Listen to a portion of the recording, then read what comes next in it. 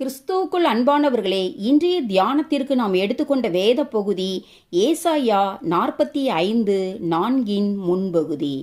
அந்தகாரத்தில் இருக்கிற பொக்கிஷங்களை உனக்கு கொடுப்பேன். ஆவிக்குரிய பிரகாரமான அந்தகாரமும் ராக்காலமும் நமக்கு வெற்றியையும் ஆசீர்வாதத்தையும் அளிக்கும் சந்தர்ப்பங்களுடன் நெருங்கிய தொடர்புடையது. இயேசு சிலுவையில் 3 மணி நேரம் கார் இருளான அந்தகாரத்தை சந்தித்த பின்னரே முடிந்தது என்று வெற்றி முழக்கமிட்டார் என்று மத்தேயு 27:45 யோவான் 19:30 பார்க்கிறோம். யாக்கோபும் இரவு நேரத்திலேயே ஆசீர்வதிக்கப்பட்டான். முதலாவது பெத்தேலை சேர்ந்த வனாந்தரத்தில் அவன் தன் தகப்பன் வீட்டிலிருந்து ஓடி வந்த அந்த இரவு நேரத்தில் வானம் திறக்கப்பட்டதையும் பூமியிலிருந்து வானத்திற்கு வைக்கப்பட்டிருந்த ஒரு ஏணியையும் அதில் தேவதூதர்கள் ஏறுகிறதையும் இறங்குகிறதையும் அவன் கண்டான்.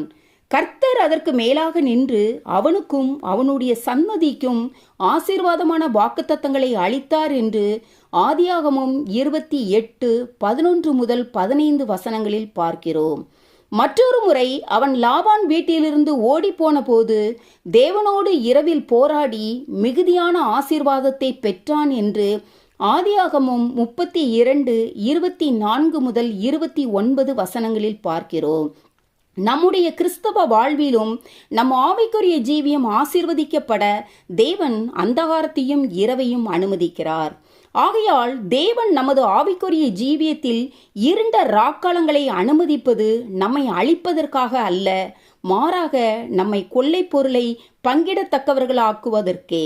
இதைத்தான் ஆதியாகமம் 49:27 அவன் இரவில் தான் கொள்ளையிட்டதை பங்கிடுவான் என்று யாக்கோபு தன் குமாரனாகிய பென்யமீனை ஆசீர்வதிக்கும் போது கூறுகிறார்.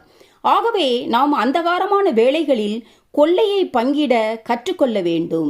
எனக்கு அன்பானவர்களே, அந்தகாரத்தில் இருக்கிற பொக்கிஷங்களை உனக்கு கொடுப்பேன் என்று கர்த்தர் வாக்கு பண்ணி இருப்பதால் அந்தகாரத்தில் உள்ள பொக்கிஷங்களை நாம் அந்தகாரத்தின் ஊடாக சென்றால் ஒழிய அவற்றை பெற்றுக்கொள்ள முடியாது என்பதை நாம் அறிந்தவர்களாய் அந்தகாரமான வேளைகளில் நாம் தைரியத்தை இழந்து விடாமல் கொள்ளையை பங்கிட கற்றுக்கொண்டவர்களாய் தேவனின் திரட்சியான ஆசீர்வாதங்களை நாமும் அனுபவித்து மற்றவர்களுக்கும் அவற்றை பகிர்ந்தளிக்க தேவன் தாமே நம் ஒவ்வொருவருக்கும் கிருபை புரிவாராக.